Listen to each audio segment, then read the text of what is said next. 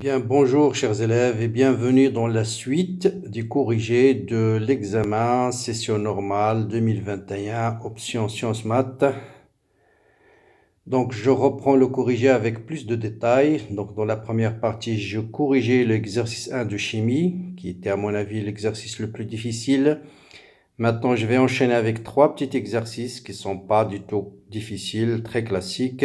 Un exercice sur les piles, un exercice sur les ondes et un exercice sur le nucléaire. Et bien sûr, cette vidéo est destinée à tous les élèves qui vont préparer leur baccalauréat pour 2022 et pour les années qui vont suivre, Inch'Allah. Eh bien, comme d'habitude, il faut lire et souligner les choses essentielles dans chaque exercice. Donc, on va étudier la pile. Donc, c'est déjà une pile de plomb fer. Voilà les couples Pb2 plus Pb solide, Fe2 plus Fe. La pile est constituée par 2 compartiments liés par un pont salin. Le premier compartiment est constitué d'une lame de plomb plongée dans un volume d'une solution aqueuse de nitrate de plomb. On va dans le volume, 100 ml. De concentration 10-3, et la deuxième est constituée d'une lame de fer plongée dans quoi? Dans un volume de 100 ml, même volume, mais d'une solution de concentration de Fe2 plus Cl- de concentration 4-2. La partie immergée de la lame de fer dans la solution est en excès. Donc la partie immergée de la lame de fer dans la solution est en excès. Bien. Voilà les données, un Faraday, masse molaire du plomb. On vous dit on monte en série la pile avec un conducteur ohmique, un ampèremètre, un interrupteur et à l'instant t égale à 0, on ferme le circuit et l'ampèremètre indique un courant qu'on va supposer constant. On néglige l'oxydation des ions Fe2+ par le dioxygène dissous dans l'eau. D'accord. Au cours du fonctionnement de la pile, la masse de la lame de plomb, voilà à mon avis la phrase la plus importante. La masse de la pile de plomb a augmenté pendant une durée delta t. Voilà, tout va être basé sur cette phrase-là.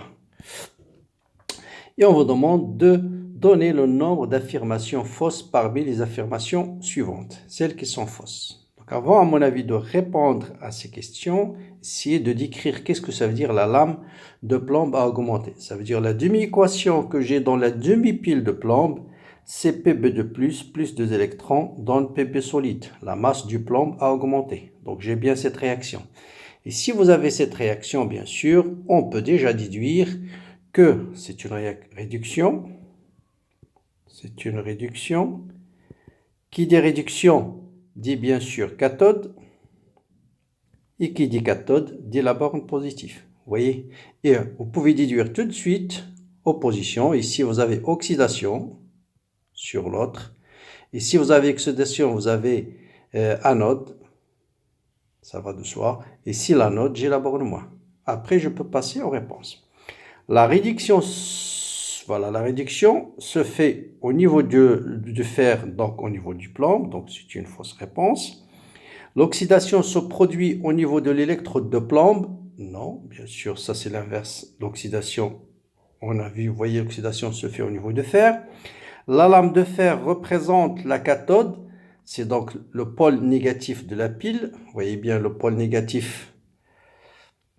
Non, c'est le pôle négatif, effectivement, mais c'est l'anode, c'est pas la cathode. Faites attention, représente la cathode, non la lame de fer, c'est l'anode. C'est l'anode, donc c'est faux.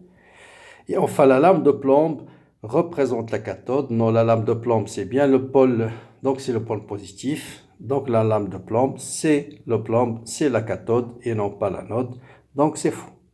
Donc là, il fallait répondre que le nombre d'affirmations fausses, c'est 4. Bien.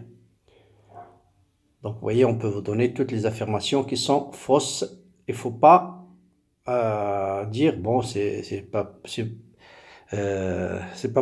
Donc, c'est possible. Bien. Équation, deuxième question, écrire l'équation bilan. Donc, j'ai déjà noté les demi-équations. Vous avez le même nombre d'électrons. Donc, on peut faire juste la somme. L'équation bilan, c'est Pb de plus à que, bien sûr, plus le fer solide donne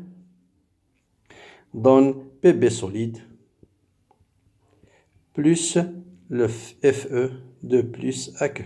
Donc voilà l'équation bilan, pas de problème. Déterminer l'instant T1,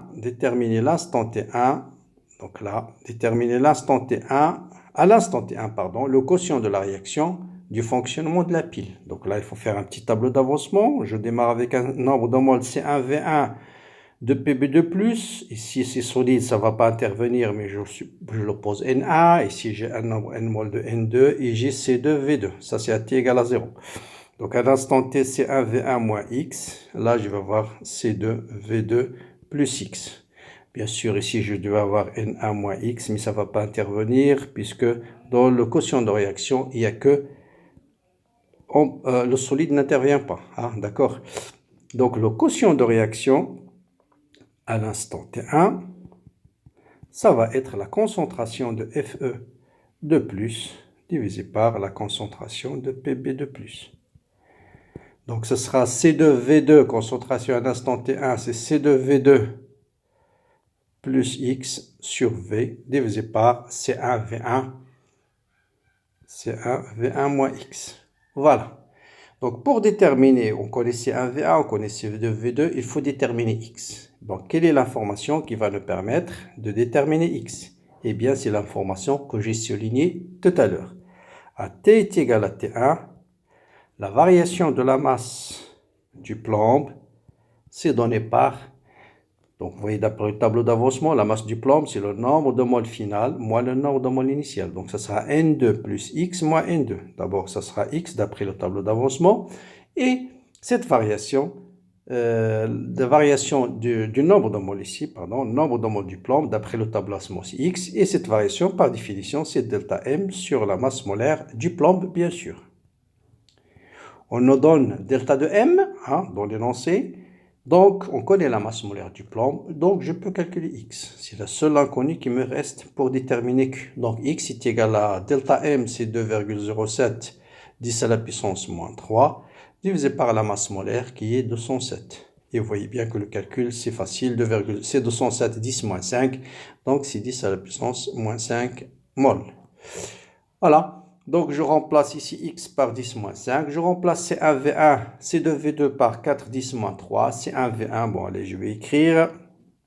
Donc, Q à l'instant T1, ça va me donner 4, 10 à la puissance moins 3, moins 10 à la puissance moins 5, sur 10 à la puissance moins 4, moins 10 à la puissance moins 5. Bon, vous simplifiez par 10 à la puissance moins 3, en haut et en bas, et ça va vous donner 4 moins 10 à la puissance, c'est C2V2 plus X, ici c'est plus 4 plus 10 puissance moins 2, divisé par, ici, j'ai 10 moins 1, 10 moins 1, moins 10, moins 2.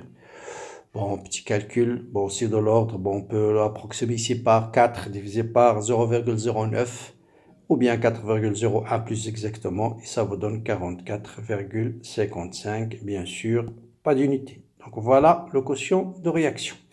Donc là, ce qui est très important, c'est tout simplement d'exprimer le nombre de moles d'abord du plomb. Bon, l'instant T égale 0 jusqu'à T1, c'est le nombre de moles final moins le nombre de moles initial. N2 plus X moins N2, ça vous donne X.